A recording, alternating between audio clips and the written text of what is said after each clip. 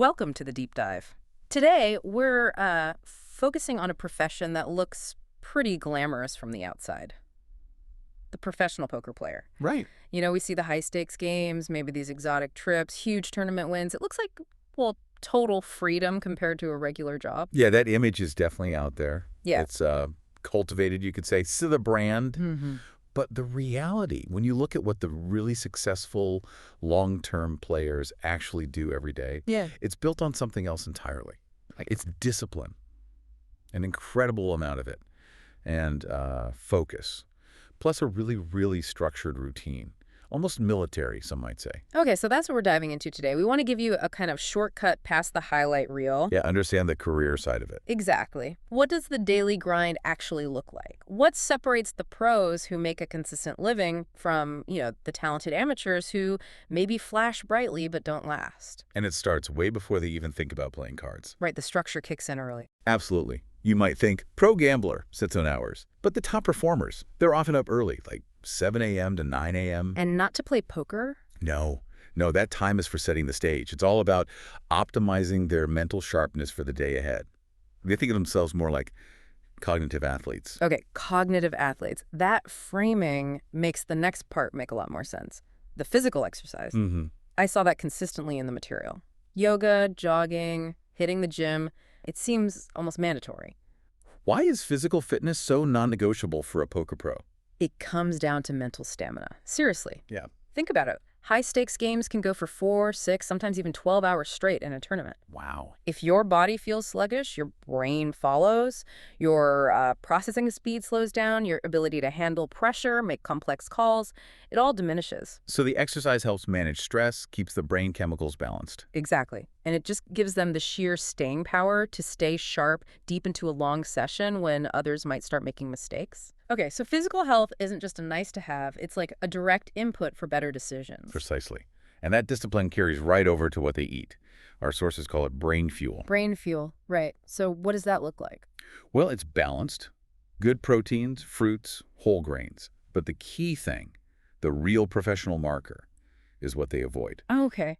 They are super strict about avoiding heavy, simple carbs or lots of sugar Why is that so critical? Can't they just grab an energy drink or a coffee if they start feeling tired? because the decisions they make are incredibly complex, often needing to synthesize like dozens of factors in seconds. Opponent tendencies, stack sizes, pot odds, position. Right. If you hit that energy crash, that blood sugar dip, even for just 15 minutes, your decision quality plummets. And in the games they play, one bad decision from a mental lapse can cost, well, a lot. Thousands, easily. Ugh, okay. The risk is just too high for sloppy eating. Exactly. Dietary laziness isn't really an option at the top level. So, body-fueled blood pumping, but still not ready for the tables. There's another step. Yep. A mental warm-up. They need to shift the brain from, general wakefulness into strategic thinking mode. How do they do that? It varies. Some meditate to clear their head. Others use visualization, picturing successful plays. And a lot of them review tricky hands from the day before, maybe ones they messed up. So it's like priming the pump, getting the strategic engine running. That's a good way to put it. It's a deliberate warm-up for the brain. Okay, so this next phase, mid-morning, maybe 10 a.m. to 12 p.m., this feels like where the real separation happens. It's dedicated study time. This is huge. Casual players play. Professionals study. And it's structured, dedicated time. It looks less like playing a game and more like, well, data analysis. It is data analysis. That's the fascinating part. They're not just relying on gut feel. They're diving deep into past sessions using specific software tools. Okay, let's break down some of that jargon. We saw mentions of things like ICM calculators and range analyzers. What do those actually do for a player? Okay, so think of a range analyzer. It helps you figure out all the possible hands your opponent could be holding in a specific spot. Not just the one hand they might eventually show, but their entire strategy. So it's about understanding their whole approach. Exactly. And ICM, that stands for Independent Chip Model, that's super important for tournament players. It basically translates your chip stack into its actual cash value, its equity in the tournament prize pool. Why does that matter? Chicks or chips, right. Not always. Late in a tournament, doubling your stack might not double your actual expected winnings because of how the prizes are structured. ICM turns those tricky late-game decisions into, well, math problems. It helps avoid costly mistakes when the pressure's high. So, with all this focus on software and databases, Hmm. is the old school skill of reading people, the physical tells, becoming less important? It's not unimportant, but the analytical side is definitely becoming just as, if not more, crucial. The game evolves so fast online, strategies change. Yeah, you have to keep learning. Constantly. If you're not studying, analyzing, reading articles, watching training videos, you're falling behind. Someone else is doing that work. It's continuous professional development, just like in any other skilled field. And they don't just jump into playing after studying, they set goals first. Yeah, that structure again. They define what they want to achieve in the session. Maybe it's a certain number of hands played, or set number of hours, or maybe even a specific profit target, though that can be tricky with variance. It provides focus for the playing time. Right, it makes the session less random, more like executing a plan. Helps with discipline, helps with table selection too. Okay, which brings us to the main event, the prime playing hours, the grind. Usually what, 4 to 6 hours in the afternoon? Typically, yeah, though it can vary. Mm-hmm. And the goal here isn't just about winning every pot, it's about something they call plus EV decisions. Plus EV, expected value. Explain that. It means making the play that mathematically yields the best return over the long run. Even if you lose that specific hand, sometimes due to bad luck, if the decision itself was mathematically sound, it was plus EV. So it's about the long game. Exactly. Pros know that if they consistently make plus EV choices session after session, the profit has to come eventually. The math guarantees it over a large enough sample size. And finding the right place to make those decisions is key. Table selection. Hugely important. They don't just sit down anywhere. They actively look for games, for tables where they have an edge, Fine.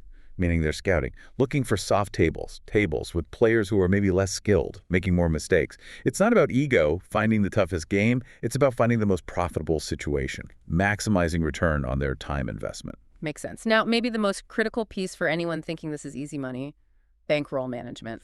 Ah, yes, the reality check. This seems intense. The discipline required here is huge. It's absolutely fundamental. It's the firewall between being a pro and going broke. Pros maintain a very conservative bankroll, often having like 50 to 100 buy-ins for the stakes they play. 50 to 100 times the amount they typically buy in for at a table. That sounds massive. Why so much? One word. Variance. Okay, define variance in this context. Why does that cushion matter so much? Variance is just the natural up and down swings of luck in poker. Even if you play perfectly, making plus EV decisions constantly, you will have losing streaks, sometimes brutal ones that last weeks, even months. So the big bankroll isn't about being rich, it's about survival. Exactly. It ensures those inevitable downswings don't bankrupt you. It stops you from having to drop down in stakes just because you hit a bad run. It prevents you from playing scared money, which affects your decisions. It's like a business having enough operating cash to weather a slow quarter. That completely changes the perspective. It's less about raw skill in the moment and more about having the financial stability to let your skill win out over time. You got it. That's the core of professional play. And during those long grinding sessions, how do they maintain focus? It must be incredibly mentally taxing. It is. So they have these small built-in routines during play. Things like staying super hydrated, eating only specific snacks, low sugar stuff to avoid crashes. Right. Taking short scheduled breaks is also key. Like every hour, I read about one pro who every single hour, no matter what, walks away from the screen for 3 minutes just to reset. Break the mental loop, especially if things aren't going well. Precisely. It helps prevent what they call emotional tilt. Okay, tilt. Another key term. What is that? Tilt is basically letting your emotions, frustration, anger after a bad beat, even overconfidence after a big win, dictate your plays instead of logic and math. A bad beat being like a statistically very unlikely loss. Yeah, when your statistically dominant hand gets cracked by a long shot, that can easily trigger tilt. And when players tilt, they start chasing losses, playing hands they shouldn't, making terrible decisions. You can destroy a bankroll fast. So professionalism means having systems to stop that emotional hijack. Exactly. Those breaks, mindfulness, maybe even quitting a session early if you feel tilt coming on. Controlling emotion is as crucial as knowing the odds. And even when the playing session ends, the work isn't done, is it? There's an evening analysis part. Right. The feedback loop closes here. After playing, win or lose, they review. How? Back to the software. Often, yes. Using tracking software to go over key hands, big pots, difficult decisions. They're looking for mistakes, potential leaks in their game, things they could have done differently. If the morning study is broad strategy, the evening review is specific error correction. And some use a lower tech method too, a poker journal. Yeah, quite a few do. And it's not just logging wins and losses. What else goes in there? Critically, their emotional state during the session. Were they feeling tired? Did that bad beat really get to them? Why? What did they learn? It's about building self-awareness. Because managing the mental and emotional side is just as important as the technical skill. Absolutely. Yeah. Especially with the swings, the variance we talked about. Yeah. Poker can really mess with your head if you let it. That emotional discipline is maybe the defining trait of someone who lasts in this game. And it's not entirely a solo pursuit, right? There's a networking aspect. Definitely. It might seem like a lonely job, sitting at a computer or table for hours, but the top players often collaborate.